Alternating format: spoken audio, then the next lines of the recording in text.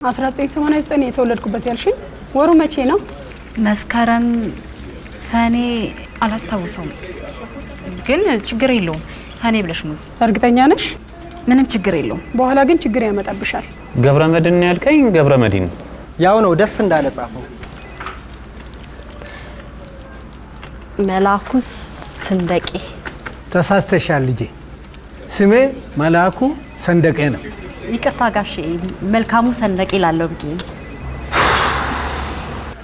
የኔ ልጅ አሁን የምነግርሽን አንድ በአንድ ጻፍልኝ ማ ል አ ኩ ሰ ን ደ ቀ እስኪ አሁን ይምት ጋሼ ልክ ነው